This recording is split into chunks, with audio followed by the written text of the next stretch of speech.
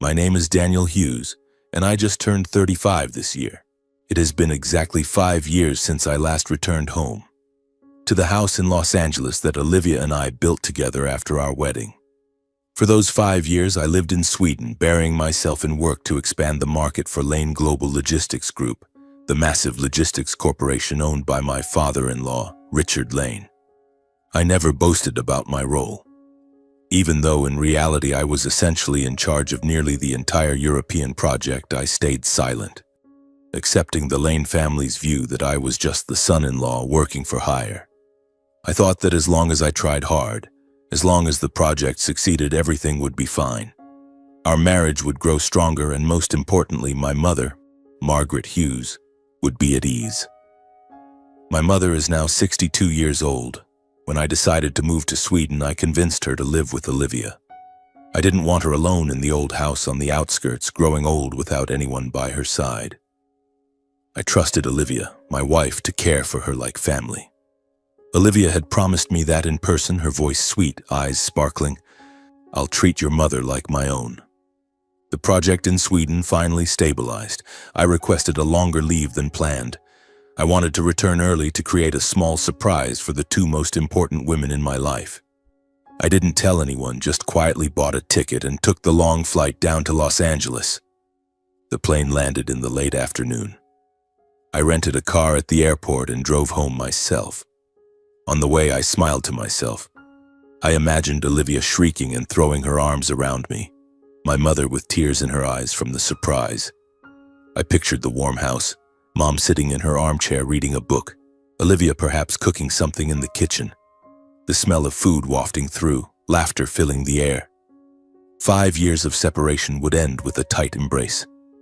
The familiar road appeared, trees lush on both sides, the white house with its white wooden fence. Everything looked the same. I parked in front of the gate. The exterior was still neat and quiet as always. The lawn meticulously trimmed, flowers blooming brightly in the garden. I stepped out of the car, taking a deep breath of the warm California air. My heart raced with excitement. I didn't go straight through the front door. I wanted to peek through the window first to see them before making my surprise appearance. I tiptoed into the yard, approaching the living room window that overlooked the kitchen. And then, I froze. My mother was in the kitchen. She stood at the stove, slowly stirring a pot, my eyes following her every small movement. Her actions were neat and practiced, as if she had repeated this routine for years. There was no relaxed ease, just the quiet focus of someone accustomed to standing at the stove every day. The clothes she wore were old and faded. A plaid shirt I remembered her wearing at home years ago. Her back was slightly hunched, her steps slower than before.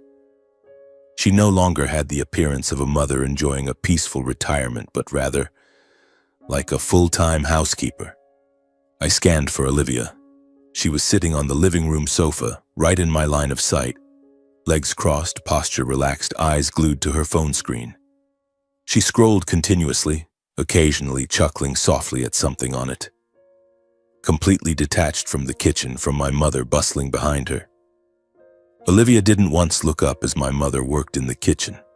She stayed seated, showing no sign of getting up to help or check in.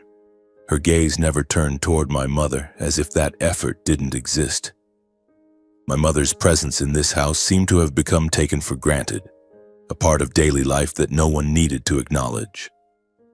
I stood frozen outside the window. A gentle afternoon breeze blew, but I felt a chill down my spine. My teeth clenched, not from pain, but from the anger rising steadily in my chest. It didn't explode immediately, it simmered, heavy, like a ticking time bomb. I had been looking forward to a warm reunion, but in this moment I knew clearly. This trip home wasn't the end of our separation. It was the beginning of a major storm. I couldn't stand there forever. My hands clenched into fists, and then I stormed straight into the house. I pushed the front door hard. The hinges creaked loudly, echoing through the quiet space. The house seemed to shudder, items on the table rattling slightly. Both my mother and Olivia jumped and turned sharply. Olivia was sitting on the sofa, phone still in hand. She froze for a moment when she saw me, eyes widening in surprise. I clearly saw a flash of panic, Her mouth parted as if to say something, but in an instant it was masked by her familiar composed expression. She sat up straighter, forcing an awkward smile. "Daniel, when did you get back? Why didn't you tell me?" But I didn't respond to her. My eyes were fixed on the scene in the kitchen. My mother was still standing there, holding a dishcloth, face flushed from exertion. She looked at me with overwhelming joy, unable to hide it. "My son is back. Come here, let me take a good look at you." Her voice trembled, eyes glistening with tears. She dropped the cloth and hurried toward me, her steps slightly limping with age. I hugged her, but my mind was still reeling with anger. Her warmth spread through me, but it only made the pain worse. For 5 years away, I had dreamed of this moment countless times. A warm embrace, joyful laughter. And now, my mother looked like a servant while my wife sat there like a queen. I released my mother and turned sharply to Olivia. My gaze was ice cold. "Why have you let Mom do all this? Cleaning, cooking like a maid, while you sit there casually scrolling on your phone?" Olivia blinked, her initial surprise quickly turning to annoyance. Her face darkened, lips pressed tight. She stood up, arms crossed over her chest, voice sharp and high-pitched. "What are you talking about? I was busy with my own things. My work, not sitting idle. And Mom does it willingly. I didn't force her. She said she likes doing it to keep herself occupied, so I just let her." My voice dropped lower but weighed heavily on the room's atmosphere. My heart pounded furiously, hot blood surging with each beat. "Willingly? Look at Mom. Look at the old faded clothes she's wearing. Look at her hunched back from exhaustion. Is that willing?" I took another step forward, eyes locked on hers. 5 years ago, you told me yourself that you would care for Mom like family while I was away. Is this how you care for her? Olivia let out a laugh, dry and harsh. "You're blowing this way out of proportion. She has hands and feet, doing a little housework. What's the big deal? Sitting around doing nothing would be the real problem. Don't come back after all this time and see everything in such a negative light." The atmosphere in the house suddenly grew tense, like a string about to snap. Olivia said no more. She turned abruptly, strode quickly to the bedroom, and slammed the door. The click of the lock sounded dry and cold, like a challenge. I stood frozen in place, chest heaving, breathing heavy. My mother stood quietly for a moment, her eyes looking at me with both concern and sorrow, as if she feared everything was escalating too far because of her. She stepped closer, wrapping her thin arms around me tightly despite her trembling hands from fatigue. She spoke softly, voice so quiet it almost dissolved into the air. "Son, don't let a small thing ruin your marriage. This little housework is nothing. I'm used to it." I froze instinctively. The familiar warmth from her, the scent of soap mixed with kitchen smells, flooded back, making me ache with memories of the years away. Those 5 years in Sweden, the cold, lonely nights, I often thought of this embrace. It was the only thing that kept me steady. Now it temporarily quelled my anger, giving way to a surge of regret and pity. I guided my mother to sit on the sofa, gently stroking her back. "Mom, sit and rest. Let me finish for you." She shook her head, but I insisted. She sat down, voice full of worry. "Are you okay? How's work over there? Are you eating properly? I've worried about you so much, Daniel. All these 5 years, I just wanted you to come home safe." I quietly observed her as she asked her questions. Her hair had gone noticeably grayer, no longer the scattered black strands from the last time I saw her. The wrinkles on her face were deeper, around her eyes and mouth. Her eyes shone with the joy of reunion, but behind it lay unspoken things, sadness, fatigue, perhaps even hurt. I was about to speak. The questions were on the tip of my tongue, but before I could voice them, my mother seemed to sense it. She quickly grasped my hand, squeezing gently as if to stop me. "I know what you're going to ask," she said softly. "Don't overthink it and get angry at Olivia because of me. As long as you and your wife live peacefully, I'm happy." She lowered her head slightly, voice slowing. "I do these chores just to keep my hands and mind busy. In old age, sitting idle feels empty. Hearing that, I fell silent. I didn't ask more, but deep down I knew clearly that avoidance wasn't the real answer. My mother was always like this. She took everything on herself to protect everyone. I rolled up my sleeves and joined her in the kitchen. I washed vegetables, stirred the pot, wiped the table, trying to share the tasks she shouldn't have shouldered alone. She looked at me, eyes misty.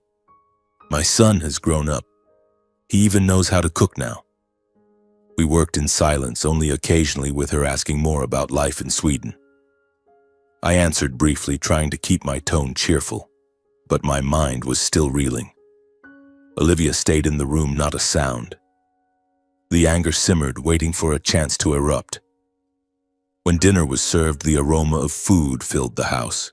I called Olivia, but she emerged from the room, face stony. She didn't sit down with us, just said curtly, "I have urgent business. I need to go out right now." Then she grabbed her bag and left, the door slamming behind her. The large house suddenly held only my mother and me, sitting across from each other at the dining table. The atmosphere was so quiet you could hear every small movement.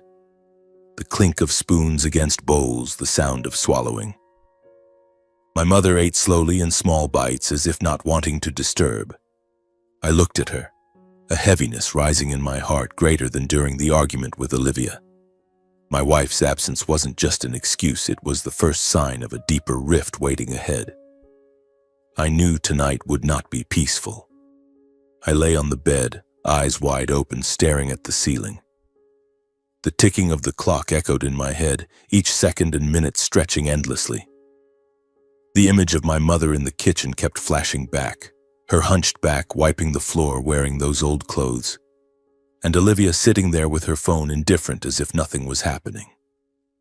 For 5 years away, I had imagined this homecoming countless times, warm, joyful, the family gathered together. And now, it all felt like a cruel joke. I tossed and turned, trying to sleep but unable to. The anger still simmered, mixed with a vague unease. Something was wrong. What was my mother hiding?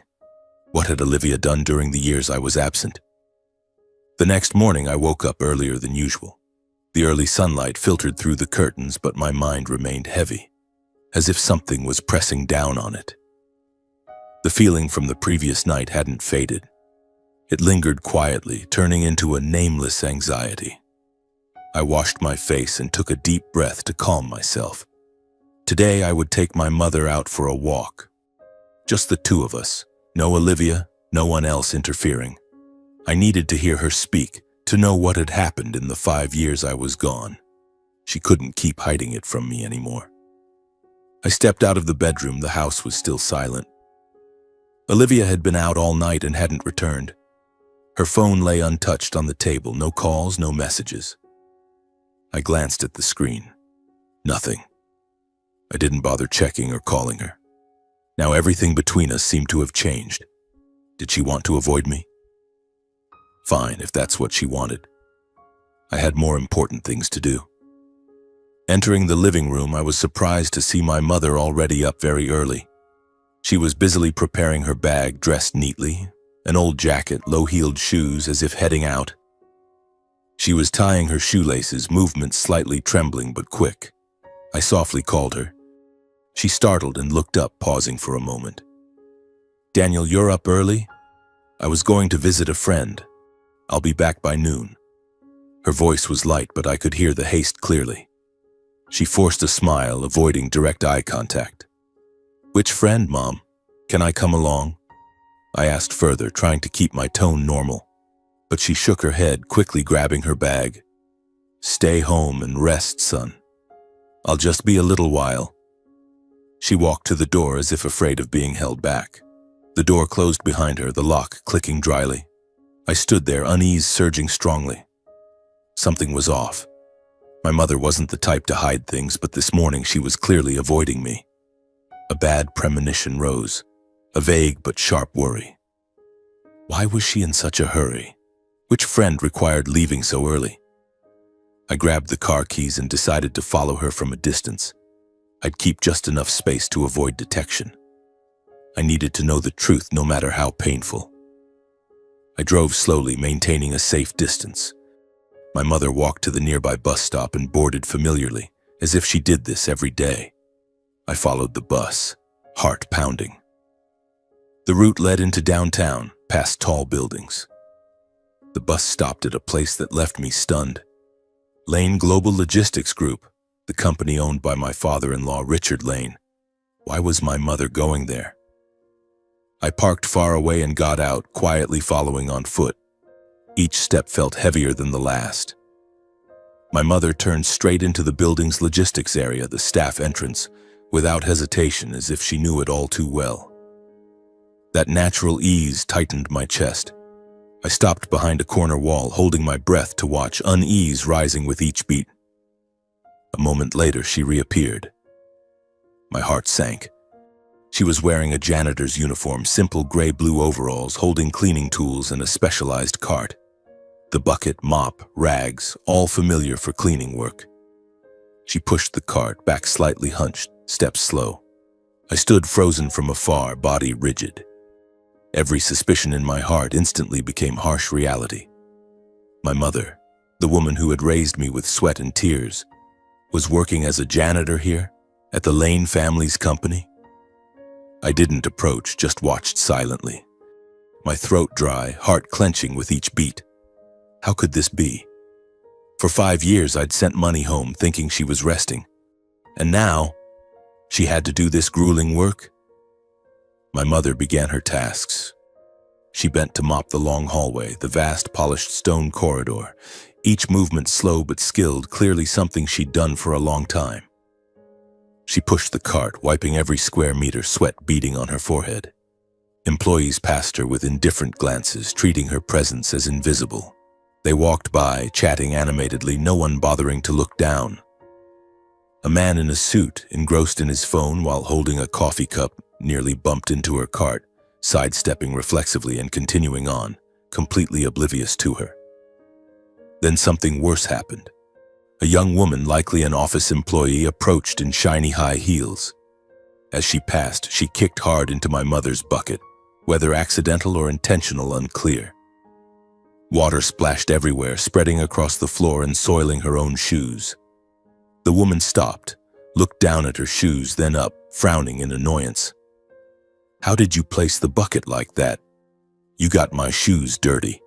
Without waiting for a reply, she shook her head irritably, stepped around the puddle as if avoiding something filthy, and walked away. My mother stood frozen for a few seconds. Then she quietly bent down, picked up the overturned bucket, and wiped the floor with a cloth. No protest, no complaint. Her face remained calm to the point of heartbreaking, as if this scene had repeated too many times for her to feel hurt anymore. I clenched my fists tightly, nails digging into my palms until they drew blood. Watching her endure the humiliation silently, my heart ached as if being sliced. Each bending motion felt like a knife cut into me. She was the one who had sacrificed her whole life for me, waking at dawn to work and support my education. Now reduced to this? At an age when she should be resting, she had to mop floors for ungrateful people? This was no longer just a family matter, nor the willingness Olivia had claimed. This was humiliation, contempt. Seeing my mother bend down again, silently pushing the cleaning cart along that cold, endless hallway, my heart felt crushed. Her hunched back, each slow but familiar step heartbreaking, as if this was the role she had long accepted. I stood frozen in the shadows, anger and sorrow surging together, burning in my chest. In that instant, I knew I couldn't stand watching for even one more second. I left the hallway and headed straight to the executive office area. The pent-up anger in my chest made me abandon all restraint. My footsteps echoed heavily on the polished stone floor, but my mind was filled only with images of my mother, the woman who had sacrificed her entire life for me, now bowing her head to clean for people who looked down on her. I didn't think about consequences or my position in the company. I just wanted confrontation. I wanted answers. The executive offices were upstairs. The elevator seemed to move slower than ever. I pressed the button repeatedly, heart pounding like a war drum. When the doors opened, I stormed out like a whirlwind. The chairman's office was at the end of the hallway with a glossy wooden door bearing the engraved nameplate Richard Lane. I didn't knock. I pushed the door open hard and strode in, decisive and tense. Inside, the two people startled and pulled apart almost reflexively. It was Richard Lane, my father-in-law, and his personal secretary, a young woman I had only glimpsed a few times. They were standing too close, mere inches apart, and the hurried way they tried to cover it made me sense something awkward. She quickly smoothed her hair. He adjusted his tie. But at that moment, my mind had no room for other suspicions. I didn't care what they were doing. I was seeing red with rage. Richard's face turned purple. He immediately regained his familiar stern demeanor. He gestured for the secretary to leave, voice sharp. "Sarah, get out!" She hurriedly grabbed her documents, glanced at me, and quickly walked out, closing the door behind her. The atmosphere in the room suddenly became suffocating, with just the two of us. Richard turned to me, irritation clear. "What the hell are you doing, Daniel? Barging into my office without knocking? That's incredibly rude. Who do you think you are?" I didn't respond to the reprimand. My gaze turned icy, staring straight at him. My voice was low but strained. "Why is my mother working as a janitor here? Why does she have to do such grueling work right in this company without me knowing anything about it?" Richard froze for a moment, his eyes blinking quickly. Then he smirked, slowly sitting down in the leather chair behind his desk, voice turning cold and condescending. "You're making a big deal out of nothing. Your mother wanted to work for extra income. So what if she's a janitor? I'm not obligated to report this to you." I stepped closer to the desk, fists clenched. My mother is 62 years old. Her back isn't straight anymore. Her hands tremble when she mops the floor. She doesn't say a word, just works silently. Do you really think that's normal? I took another step, eyes fixed on him. 5 years ago, Olivia herself told me she would care for my mother like family while I was away. Is this how she does it? Richard frowned, voice rising. You should remember where you are. This is my company. You're just an employee, a son-in-law in this family. And it was Olivia who suggested bringing her into work. We were short on janitors. I hired someone. What's wrong with that? He paused briefly, then continued decisively, as if concluding. She wanted to earn extra money. It's perfectly normal. Don't stir up trouble over personal matters. Those words were the final straw. I looked at the man I had once respected as a father-in-law and now saw only a cold person who disregarded everything. He tapped his fingers on the desk, as if my mother mopping floors was a trivial concern. I didn't say another word. I turned and walked to the door.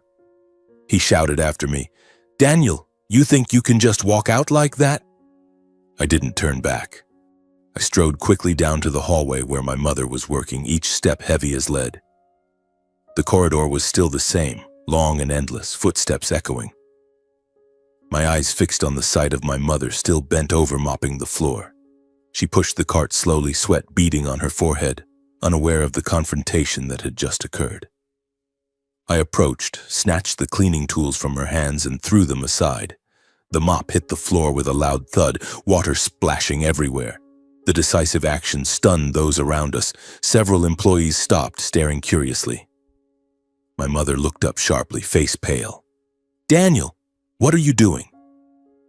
I grasped her hand tightly, pulling her to stand, not giving her time to react. Her hand was ice cold and trembling. She panicked, trying to stop me. She feared I was causing a big scene, afraid it would affect my job. But when she saw the burning anger on my face, eyes red, jaw clenched, she couldn't say another word. She just looked at me, tears welling up. Under the curious and surprised gazes of those around, employees whispering, some pulling out phones, I pulled my mother away from the building. Each step heavy but resolute, my hand gripping hers tightly as if afraid to let go and lose her. We walked through the hallway, through the main doors, out into the blazing Los Angeles sun. A gentle breeze blew, but I felt a chill down my spine. I helped my mother into the car, opening the door for her to sit in the passenger seat. She sat silently, clutching her old handbag, saying nothing. I drove straight home, hands gripping the steering wheel until my knuckles turned white. In my mind, only one thought remained. She would never have to return to that place again. Never. On the drive home, the atmosphere in the car was oppressively heavy. I glanced at my mother a few times. She was staring out the window, tears silently streaming down her cheeks. She didn't sob out loud, just quietly wiped them away with her sleeve. I wanted to say something to comfort her, but my throat tightened. The anger still burned hot in my chest, mixed with the pain of thinking about what she had endured. For 5 years in Sweden, I had worked tirelessly to expand the market for Lane Global Logistics, sending money home regularly, believing my mother was living comfortably. And now, she had to mop floors, endure contemptuous glances right in my father-in-law's company. And Olivia, my wife, was the one who suggested it? Richard Lane's words still echoed in my head. It was Olivia who suggested bringing her into work. How could she? What had we promised each other when we got married? The car passed through the crowded streets of Los Angeles, afternoon sunlight slanting through the windshield. I tried to stay calm, driving slowly, but my hands still gripped the steering wheel tightly. My mother occasionally glanced at me, eyes full of worry. I knew that if I spoke now, the anger would explode. I needed time to sort my thoughts. When we got home, I parked in the garage and helped my mother inside. She walked slowly as if her whole body was exhausted. I led her to the sofa and poured her a glass of water. Mom, rest. I'll take care of everything. All that day, I didn't ask my mother anything. I knew Margaret Hughes, my mother's personality, well. If pressed, she would deny it, take all the blame on herself, and try to smooth things over. She had always been like that. Since my father died early, she had grown used to silent sacrifice to protect me. I did it willingly, son. Don't worry. I knew she would say that, even as her heart shattered piece by piece. I didn't want to force her to reopen wounds she had hidden for years. The root of this wasn't with her. It was with Olivia and Richard. I would wait until evening when Olivia returned. Then I would make everything clear, no more avoiding. In my heart, I had decided I wouldn't let things slide ambiguously. For 5 years away, I had endured enough. Endured the condescending looks from the Lane family, endured my position as the hired son-in-law. Now it was over. I would confront it head-on. I quietly watched my mother go about her daily chores, and the more I observed, the clearer a heartbreaking truth became. She did housework almost unconsciously, each movement seamless, without thought, as if she was too accustomed to knowing what to do and when. She went into the kitchen, took the exact cup from the third cabinet, brewed tea without looking at the label, wiped the table without missing a spot. My mother knew precisely where everything was. The spoon in the left drawer, the cleaning cloth on the rack under the sink. Which task to do first, which next? Sweep before mopping, wash dishes before clearing the table. No hesitation or rest. She moved like a machine, like someone long accustomed to the role of servant, not the lady of the house or an aging mother who deserved rest. I sat in the living room pretending to read a book, but my eyes never left her. Every task she performed felt like a knife cut into my heart. She had been turned into a maid in her own son's home. How long had this been going on? I didn't even know. Or since right after I left for Sweden. I recalled video calls with her. She always smiled, always said, "I'm doing great now. Focus on your work, son." Now I understood what was behind that smile. Night fell. Streetlights outside the window began to glow. Olivia came home as usual, the dry click of her key in the lock echoing. She walked in, face slightly tired but still composed. I didn't ask where she had been all night. I didn't show concern. We looked at each other for a second, then she went straight to the bedroom to change. My mother emerged from the kitchen, forcing a smile. "Olivia, you're back. Dinner's ready. If you haven't eaten, come join us." We sat at the dinner table in a heavy atmosphere, no one speaking. The clink of cutlery against plates sounded lonely. My mother sat in the middle trying to serve food to everyone, but her hands trembled. Olivia ate slowly, eyes on her plate, avoiding me. I swallowed bites without tasting anything, mind focused only on the upcoming confrontation. Mid-meal, Olivia suddenly looked up, tone more commanding than requesting. "Mom, get me a glass of water." She said it to my mother as if it were obvious. My mother instinctively stood up immediately, the action so natural it sent hot blood rushing through me. She went to the kitchen, poured water, and placed it in front of Olivia. I gripped my spoon tightly, trying to hold back until dinner ended, but my heart pounded. The anger began to boil. Before the tension could ease, Olivia spoke again, face frowning. "The soup is too salty today. It doesn't suit my taste at all. Fix it, Mom. Add some water to dilute it." She said it to my mother as if she were the private chef. My mother started to stand, but at that point I could no longer restrain myself. The anger pent up all day erupted. I slammed my spoon down on the table, the sharp sound ringing out. "If you're not satisfied, go into the kitchen and make it yourself. Why do you keep ordering Mom around like a servant?" Olivia froze for a moment, eyes wide in shock. Then she stood up immediately, reacting angrily. "What did you say? You have no right to yell at me over something small. I've been working all day and I'm exhausted. Do you even know that?" My mother quickly stood between us, trying to intervene. "Stop it, both of you. Don't argue. It's my fault for adding too much salt. I'll fix the soup. Don't fight over something trivial." She took the blame, voice full of worry, hoping we would stop to avoid escalation. But Olivia not only didn't calm down, but turned to criticize my mother. "It's all because of you. Because of you, my husband and I are fighting. You being here just makes everything messy." That was the final straw.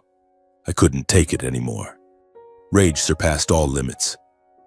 I stood up abruptly, raised my hand, and slapped Olivia right in front of my mother. The slap rang out sharply. Olivia staggered, clutching her cheek, eyes wide in shock. "How dare you hit me? My parents never laid a hand on me growing up, and you dare to do this?" I looked straight at her, voice trembling with anger, but each word clear, pent up for so long. "I hit you because for the past 2 days I've seen with my own eyes how my mother is treated like a maid, and you act like it's normal." Olivia gripped her bag strap tightly, anger overriding the pain, voice rising defensively. "I never forced Mom to do everything. She's used to it and does it herself. Don't blow it out of proportion." I didn't look away, voice dropping lower but heavy on the room's atmosphere. "You know Mom is old. You know she works as a janitor all day, yet when you come home you still let her stand in the kitchen cooking dinner and cleaning everything alone. Don't you feel any guilt or shame at all?" Olivia paused briefly, then laughed mockingly, eyes showing clear irritation. "You're overreacting. She does it willingly. No one's forcing her." My mother burst into tears, quickly stepping between us, trembling hands clutching mine, voice breaking with panic. "Daniel, stop. Please, I beg you. It's all my fault. I shouldn't have let things get like this. Don't let your marriage fall apart because of me."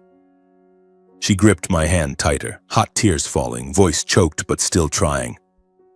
"I can handle it. As long as you live peacefully, I can endure a little more." I looked at her, chest tightening, then turned to Olivia, voice low but resolute beyond shaking. "I can't hold back anymore. I've been silent long enough, and that silence is what let things go this far. I'm taking Mom out of this house right now." Olivia smirked, eyes cold and contemptuous, voice decisive. "Fine then. Go wherever you want. Take her as far from my sight as possible."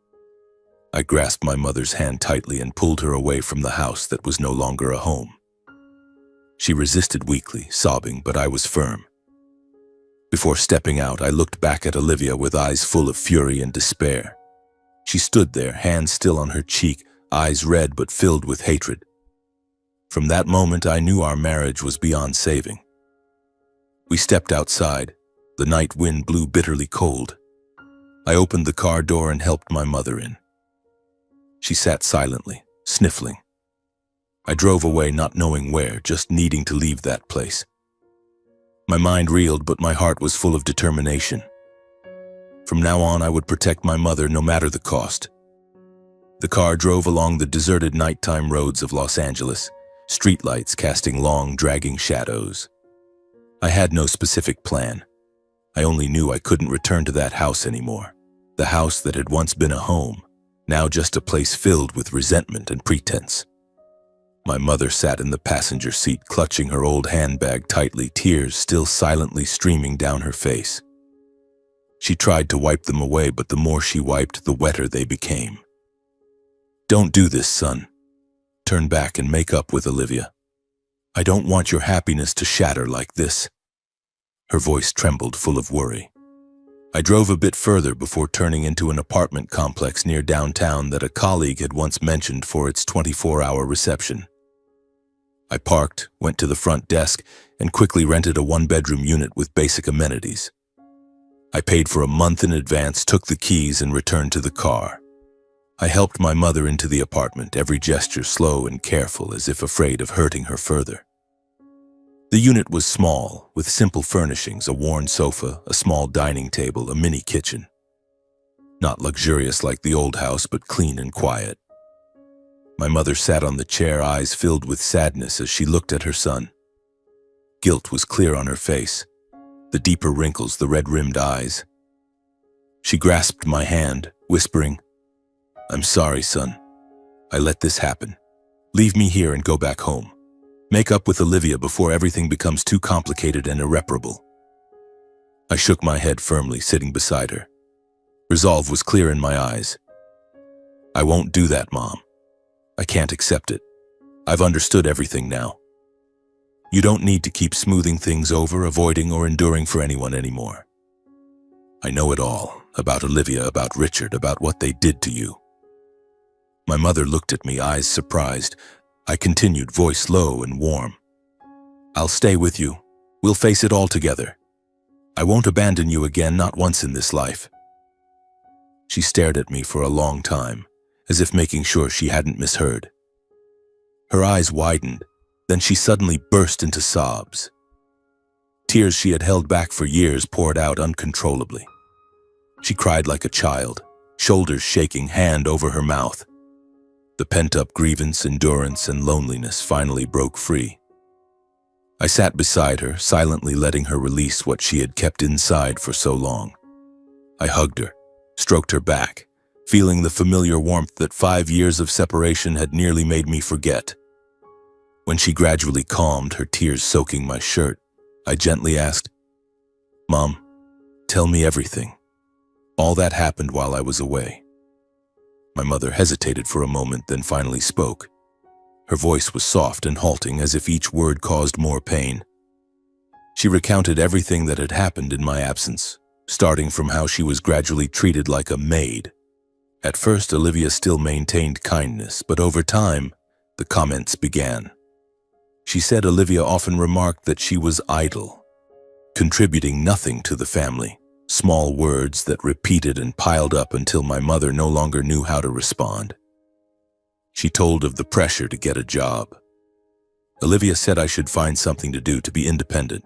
Then she took me to Mr. Richard's company to work as a janitor, as a way to earn my own money so I wouldn't be a burden to her. My mother accepted it all so I wouldn't worry while far away. I thought if I stayed silent and endured, everything would look peaceful on the surface. Your family wouldn't be affected. You were working hard over there. I didn't want to distract you. Each of her words cut deep into me, leaving me stunned and in pain. I sat listening, heart tightening. Memories flooded back of when my father died early, leaving just the two of us relying on each other to survive. I remembered those years clearly. My mother did all sorts of jobs to raise me. Morning shifts at a food packaging plant, evenings cleaning a small office nearby. She left home before dawn and often returned after I'd finished homework. The fridge always had food ready for me, a portion of meat, a carton of milk, a few eggs, and she would say she'd already eaten, or just take a slice of bread with peanut butter. Her clothes were always from thrift stores, washed until faded, but whenever I asked, she just smiled and said as long as I studied well, she didn't mind the hardship. Compared to those memories, the contempt and disdain from the Lane family over the years hurt even more. They, wealthy and powerful, saw my mother as a burden, a servant. I recalled my years in the Lane family. I was always viewed as an outsider despite being the son-in-law and working for their company. At family gatherings, my opinions were rarely sought. Important decisions were made without my presence. Asset divisions, business plans. My achievements were seen as the duty of a hired worker, not contributions worth recognizing. When the Sweden project succeeded, credit went to the leadership and Richard Lane. When issues arose, I was the first seen as replaceable. Your performance hasn't met expectations. I gradually realized that in the eyes of my wife's family, I was never an equal. I was just the hired son-in-law, useful when needed and sidelined when not. And because I was in that position, my mother was never truly seen as family.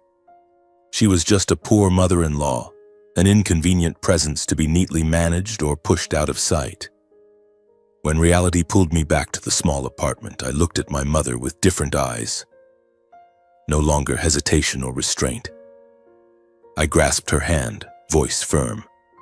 "Mom, I promise. This will never happen again." In my heart, a clear resolve formed. From this moment, I would not only protect my mother but end the years of contempt no matter the cost. This marriage was over. My career at Lane Global too. I would start over, but this time with my mother by my side. We sat in the small apartment until late. My mother dozed off on the sofa. I covered her with a blanket. I watched her sleep, her face more peaceful than ever. My heart still ached, but also filled with hope. The past had taught me much about my mother's sacrifices, about the falseness of power. Now it was time to act. The next morning, I woke up very early while it was still dimly dark outside. The small apartment with neon lights filtering through the window felt unfamiliar but also relieving in a completely different way. No more the luxurious walls of the old house. No more the familiar sound of Olivia's footsteps behind me. From the slightly ajar bedroom door, I could hear my mother's steady breathing, more peaceful than anything I had seen from her in years. I sat up, my mind unusually clear. Last night, after she had told me everything, I had barely slept, just lying there thinking it all over. This marriage, the job at Lane Global, it had all been chains I had willingly put on myself.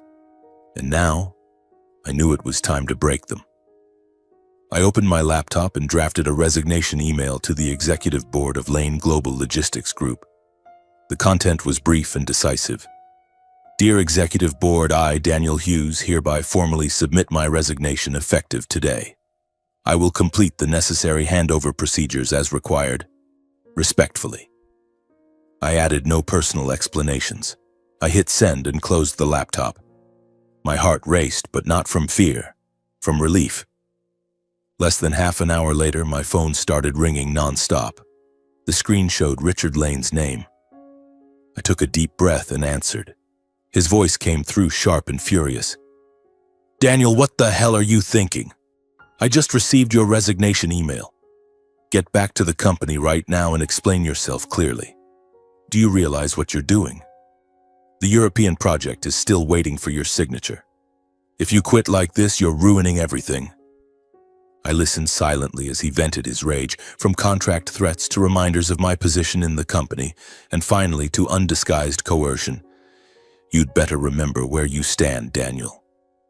Don't think everything can run without you, without consequences." I kept my voice calm, neither high nor low. "I've decided to resign, and that decision won't change.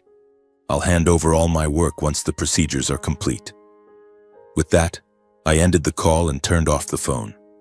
About an hour later, it was Olivia's turn to call. Her voice was tense and rapid as soon as I picked up. "Daniel, have you gone mad? How dare you quit like that? You need to apologize to my father right now and get back to the company immediately, or you'll regret it." I didn't argue, just replied evenly. "This afternoon I'll come back to the house to give you something." "What are you talking about?" Olivia snapped. "You think that's it?" I didn't respond further. I hung up, She called back immediately, but I didn't answer. From then on, my phone kept vibrating with calls and messages from both Olivia and Richard Lane. Come back now. You're destroying everything. Who do you think you are to do this? I didn't reply to a single one. I silenced the phone, set it aside, and turned to make coffee and prepare a simple breakfast. My mother woke up looking at me with worried eyes. Did something just happen? I turned to her, smiling lightly, voice trying to stay calm. It's nothing, Mom. Let's have breakfast first.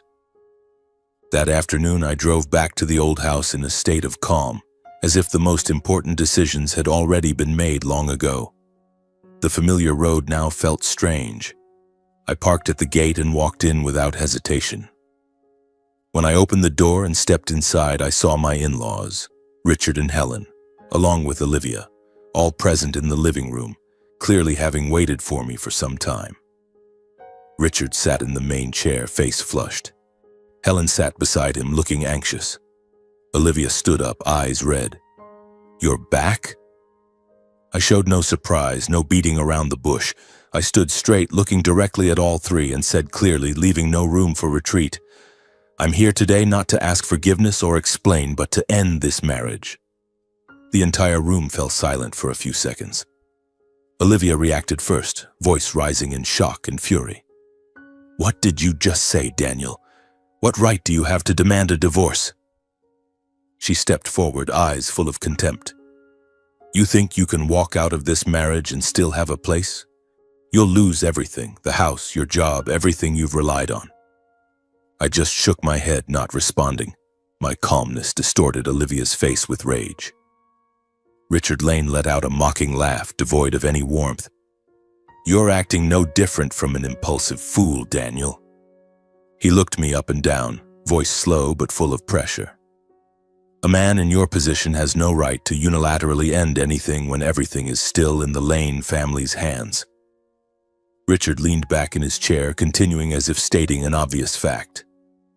And you'd better remember the prenuptial agreement you signed.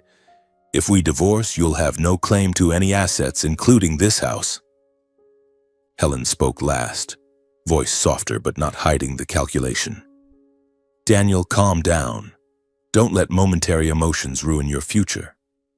She looked at me, adding slowly, You've reached this position thanks to our family. If you leave, you'll have nothing left. Think wisely. I smiled faintly. Not a challenging smile, but one of someone who had seen through everything. My voice remained even, cold and firm. My decision is final and I won't change it. I placed the divorce papers on the table and slid them toward Olivia. If you don't agree to settle amicably, it will go to court. Without waiting for any further reaction, I turned and walked out of that house, closing behind me not just a door, but the entire contempt and power the Lane family had once thought they held firmly. Behind me, the room sank into silence. I didn't need to look back to feel their stunned gazes and bewilderment, the three people who had believed they could dictate my marriage and career. For the first time, I knew they understood that I was no longer under their control, that Daniel Hughes had truly left and would never return to his old position. I drove back to the rented apartment, the afternoon wind blowing through the open window, carrying the smell of road dust and faint salt from the distant sea. My mind felt strangely light, as if an invisible burden had been lifted.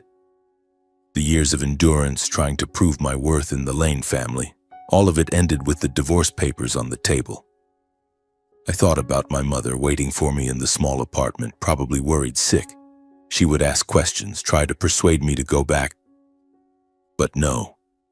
This time I would stand firm. It had taken me too long to realize that their power was an illusion. And now it was time to reclaim my life. When I arrived, my mother was sitting on the sofa holding a cup of cold tea. She looked up as I entered, eyes full of anxiety. Where have you been, son? Did you go to make up with Olivia? I sat beside her, taking her hand. I've filed for divorce, Mom, and quit the company. We're starting over. My mother froze, tears welling up. Have you thought this through, Daniel? Giving up everything like this, life ahead will be very hard, son.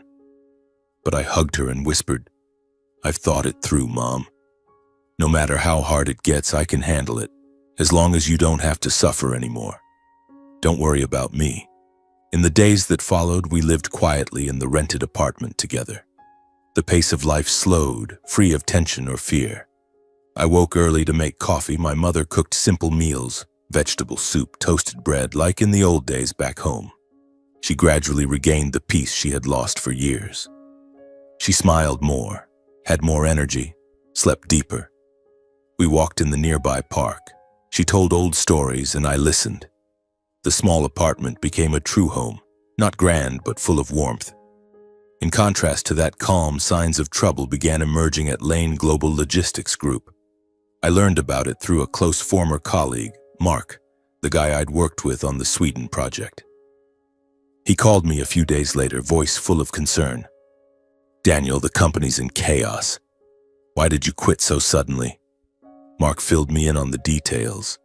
Key overseas partners received notices that the person handling negotiations and upcoming signings would no longer be Daniel Hughes, but a new representative appointed by the corporation. A young guy lacking specialized experience and negotiation skills pushed up by Richard to replace me. The partners' reactions were almost immediate. They requested postponements of scheduled meetings, citing the need for time to reconsider. A major partner in Stockholm emailed, "Our company needs further discussion on this contract. We will follow up later." Mark said leadership tried to persuade them, but to no avail. Some partners were outright dissatisfied. They called Mark directly, asking about me. "Where's Daniel? We only trust him. He really cared about our feedback." They felt the entire partnership had been built on personal trust with me, not any title or replacement. The late-night calls and emails I'd exchanged, the long flights for face-to-face meetings, all of it had created that trust. Now they wouldn't accept someone new. Mark added that agreements thought to be finalized had to be reopened for review simply because partners refused the substitute. A big contract in Oslo was completely suspended. They demanded a full reevaluation of pricing and timelines, as if nothing had ever been agreed upon. I knew exactly what that meant. Not that my departure caused the collapse, but that from the start, their trust had never been in the name Lane Global. Mark said internal chaos was mounting. Leadership couldn't agree on a solution. Richard shouted in meetings, but no one had answers. The legal department was constantly explaining unfinished commitments, drafting apology letters, negotiating extensions. From those scattered pieces of information, I understood that my leaving wasn't just a temporary difficulty. It was directly stalling strategic contracts worth hundreds of millions. The European project, my brainchild, was shaking. I had thought they could replace me easily, but now they couldn't. A fleeting satisfaction passed through me, mixed with complexity. Not revenge, but the inevitable consequence of disdain. After days of silence, Richard called me directly. The phone rang in the afternoon. His name appeared. I answered. His voice no longer sharp or commanding, but hurried and clearly strained. "Thank God you picked up. Listen, we need to talk." From the first sentences, I sensed the change. Richard no longer scolded, but kept emphasizing contract deadlines, partner pressure, and the risk of collapse if delays continued. "The Swedish partners are threatening to cancel. Do you know that? Hundreds of millions are on the line." Through his roundabout talk and gradually lowering tone, I realized the company could no longer manage on its own and was facing the loss of its most critical deals. He asked me to return, not as an order, but almost pleading, "Come back, just sign the remaining contracts. We'll forget the past." I listened to the end, then refused firmly. "I've left the company, and I won't return no matter the consequences." The call ended in heavy silence. For the first time, I felt Richard Lane's power no longer worked on me. He, the man who had seen me as subordinate, now had to lower his voice. Not long after that call, there was a hesitant knock at the apartment door. I opened it. Olivia stood before me, and in that moment I almost didn't recognize her. Her hair was disheveled, face gaunt, eyes shadowed from lack of sleep, no longer the polished makeup or familiar confidence. She stood silent for a few seconds, as if gathering all her courage, then spoke, voice hoarse and trembling. "I know I have no right to say these things, but I was really wrong. I'm sorry, to you and to Mom, for everything I did while you were away." My mother stood behind me, slightly awkward. Olivia looked at her, eyes clearly lowered. I didn't think about Mom's feelings, didn't realize she was older and had to endure so much. I was too selfish, only thinking of myself without seeing how I was hurting others.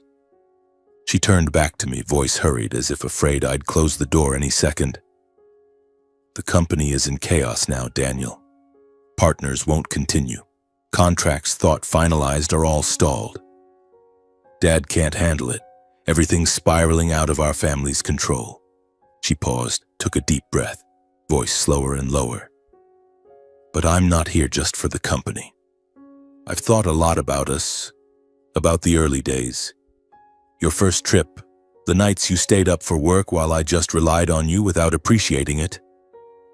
Olivia spoke with remorse, eyes pleading. "Can we start over, Daniel?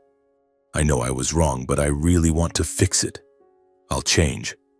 I'll treat Mom well. I won't let things be like before." I looked at her for a long time. No anger, no wavering, just a cold clarity. When I spoke, my voice was slow and clear. "What you're saying now should have been said long ago, Olivia." She stiffened, lips trembling, trying to hold on. "I truly regret it. I know it's too late now, but I don't want to lose you like this." I shook my head, gently blocking the door, not letting my mother step forward again. "I can't go back, not for the company or contracts, but because I've seen everything too clearly. I can't let Mom endure more, and I can't continue in a marriage like that." I closed the door slowly but decisively. As it shut, I knew that on the other side wasn't just a remorseful woman, but the entire past I had chosen to release. When Olivia left in silence, I stood behind the closed door and understood that the balance of power had truly shifted. The things the Lane family had taken for granted, my submission, my mother's endurance, and the position they thought they held firmly, were collapsing faster than they imagined. For the first time, I no longer felt pushed into weakness, only a clear calm in realizing I had completely stepped out of their control. I returned to the living room. My mother was still sitting on the sofa, her gaze fixed on the door that had just closed, her face heavy with thought. She didn't ask what had happened, didn't blame or advise, just sighed very softly and said, "I know you've thought about this a lot before making this decision." I sat down beside her and took her hand. "It's over, Mom. I don't regret this decision at all." My mother nodded slowly, her eyes still filled with the worry of a mother who always feared her child would suffer loss. She gently squeezed my hand, as if wanting to say something but holding back. I hugged her, feeling the familiar warmth, and for the first time in a long while, I believed that no matter how difficult the road ahead, we were walking in freedom, no longer bowing our heads or living in fear. A few weeks later, unfavorable news began appearing relentlessly on major financial and economic channels. At first, it was just small articles, but gradually they followed one another like a flood. I followed them on my phone through online news sites, not out of curiosity or schadenfreude, but because part of my life had once been tied to that place. One morning, while making coffee for my mother, I opened the news app and saw the first headline: Lane Global Logistics Group faces international contract crisis. The article detailed how major deals were stalled, with many partners pulling out at the last minute. It quoted internal sources. "The sudden change in the responsible person has caused trust to collapse." I read carefully, my heart beating a little faster. The media mentioned the corporation's severe loss of credibility due to the key negotiator change at a critical stage. They didn't name me directly, but alluded clearly. The individual who had led the European project abruptly resigned, leaving a gap that could not be filled in time. International partners no longer trusted them. They demanded meeting cancellations and contract reviews. I remembered those contracts well, Hundreds of millions of dollars, midnight calls with partners in Stockholm and Oslo. Now everything was shaking because of Richard's arrogance. The corporation's stock plummeted shortly after. I watched the chart on a stock app. A glaring red curve, market value dropping sharply in a short time. From sky-high levels, it now fell without breaks, analysts commented. Pressure from shareholders and banks is mounting. Lane Global risks bankruptcy if it cannot salvage the situation. I imagined Richard sitting in his office, face ashen, watching the news. He had once smirked when I quit. What about now? Not long after, an internal scandal was exposed, stemming from an investigation into governance misconduct during the crisis. It started as rumors on financial forums, but then major newspapers jumped in. I read the first article in the Wall Street Journal. Lane Global chairman embroiled in affair scandal amid company turmoil. They revealed a long-standing extramarital relationship between Richard and his personal secretary, the very young woman I had seen in his office the day I stormed in to confront him. The affair had occurred while he held the top executive position, abusing power to cover it up. The media heavily exploited the ethical and power abuse angles. Articles followed one after another, linking the contract crisis, poor governance, and the affair into an irreparable chain of collapse. From million-dollar deals to office secrets, a Bloomberg headline. They interviewed former employees and dug up details, joint business trips, leaked private emails.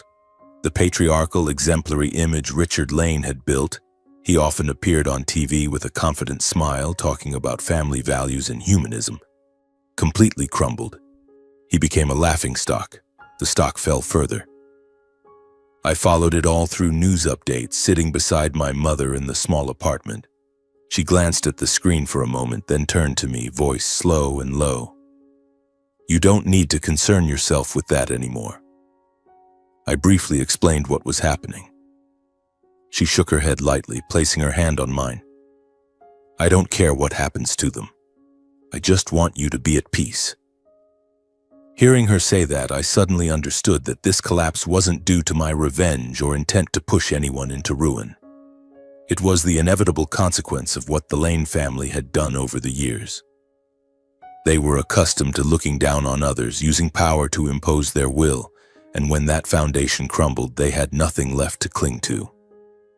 I didn't feel vindictive or gleeful, just that everything was returning to its proper place. Sometimes life doesn't need anyone to intervene.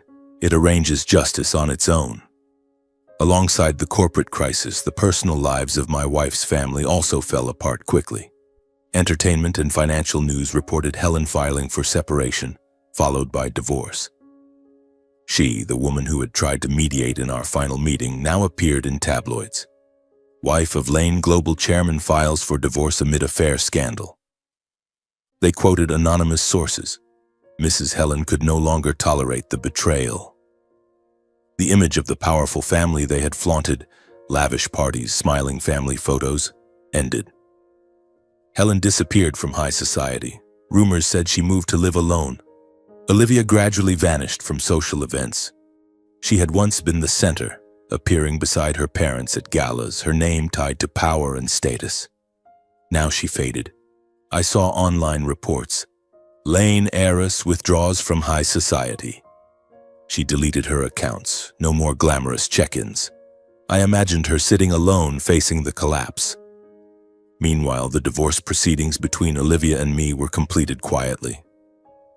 No asset disputes, no drama, as I had chosen from the start. The lawyer called. The divorce has been signed by both parties and approved by the court. When all legal ties ended, I felt a relief unlike any before. Not because of winning or losing, but because I had escaped a toxic cycle.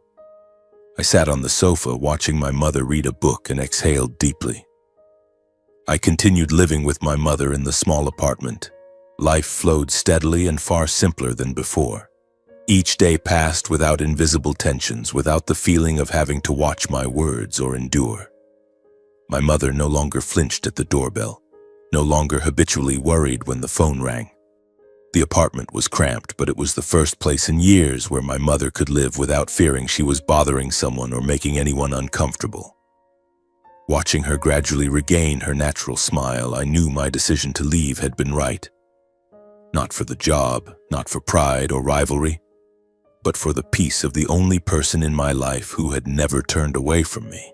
And seeing her live in peace, I knew I hadn't traded everything away meaninglessly.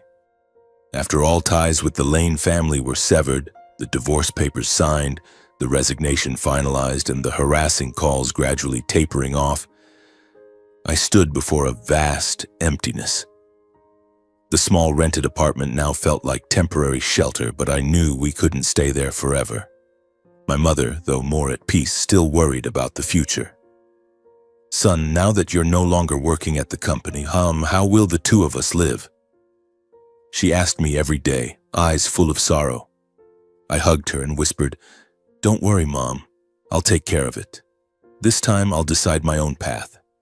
And then, I made a decision I had never dared to consider before, starting my own company. The idea came suddenly but clearly. I had spent 5 years in Sweden expanding the logistics market for Lane Global. I knew the field inside out, from international contract negotiations to supply chain management. Why not do it myself? No need for grand scale or power. Just leverage what I had. I spent hours drafting plans, calculating on scratch paper. The early days of starting up were full of hardships. Finances were tight, savings from my old salary plus a bit from selling unnecessary items. Every expense had to be calculated carefully. Renting a small office in the Los Angeles suburbs, just enough space for a desk and an old computer. Minimal staff, at first just me, then hiring a young assistant with low pay. I did everything. Calling old partners, drafting contracts, even driving small deliveries myself. There were sleepless nights worrying about due bills. Can I really do this? I asked myself, watching my mother sleep soundly in the small room. But then I remembered her, all she had endured to raise me, and knew I had to try harder. I leveraged all my experience, personal reputation, and relationships built over the years. The European partners who had trusted me at Lane Global, I called them, not to beg, but to propose new collaboration. "I wanted to inform you that I've left Lane Global and am building my own company in the same field," I said straightforwardly, voice calm. "I believe what we've worked on together before is enough for you to understand how I operate, and the commitments I always keep. If you're interested in a new partnership, I'm very open to serious and transparent discussions." At first they were surprised, but they agreed to meet. I didn't rush or try to show off. A budget flight to Stockholm, a simple coffee meeting on a street corner. I took it step by step. In the meetings, I didn't talk much about grand plans or lofty promises, but reminded them of what we had done together. "Do you remember last year's project?" I said calmly. "How we handled the toughest parts and why everything still stayed on schedule in the end?" They looked at me for a moment, then nodded with a slight smile. No need for more words, I knew they remembered. And more importantly, they still trusted. Gradually, long-term clients and partners started reaching out proactively, not because of my company's size, the small office, simple sign, but because they knew how I worked and how I had kept my word over the years. One afternoon, I got a call from Oslo. The voice on the other end paused for a few seconds, then spoke familiarly. "Daniel, we need someone we can trust," he said slowly. "Are you still in the field?" I replied. "I am, and this time I'll be fully responsible." He didn't ask much more, just said briefly, "Then we're reassured. We only trust you." That was the first contract I signed under my own company's name. Not large, just domestic transport in Europe, but enough to get things moving. No flashy signing ceremony, no flowery congratulations. When the first payment hit the account, I sat quietly for a moment, then paid the pending bills and stopped by the supermarket to buy some good food for my mother. She looked at the bags and smiled gently. "My son, you've done it." The first contracts were signed quietly but provided a foundation for growth. From one small deal to 2, then 3. Clients referred each other. Daniel Hughes, the guy who used to work for Lane but now independent. very reliable. I worked hard, making daily calls, tracking every shipment. There were tiring moments, but coming home to my mother waiting with dinner gave me motivation. As operations stabilized, I expanded gradually. Hired 2 more employees, an accountant and a logistics specialist. I recruited suitable people, including some who had worked at Richard's company and lost their jobs after the bankruptcy. Mark, my old colleague, called. "Daniel, the old company's gone. Got a spot for me." I took him on because I knew he was good. The company grew steadily under tight control. No extravagance, no big parties, no flashy advertising. No chasing power or fame like I'd seen at Lane Global, where everything was just for show. Finances gradually stabilized. From initial losses to small profits. I saved and invested wisely.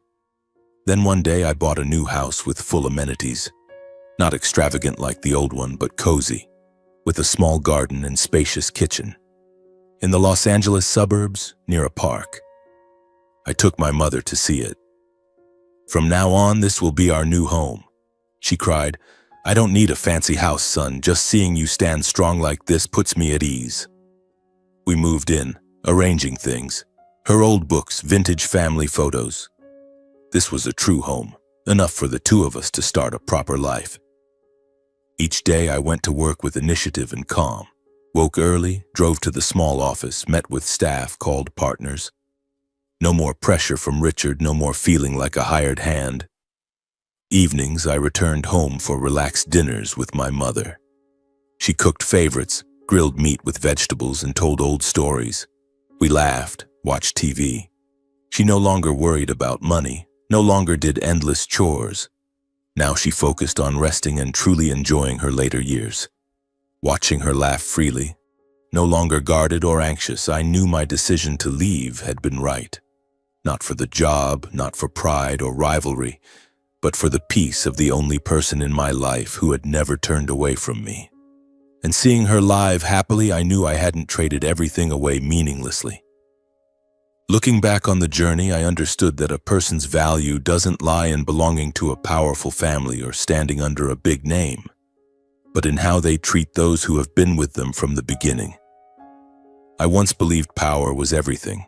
Big contracts, impressive numbers, a position others feared.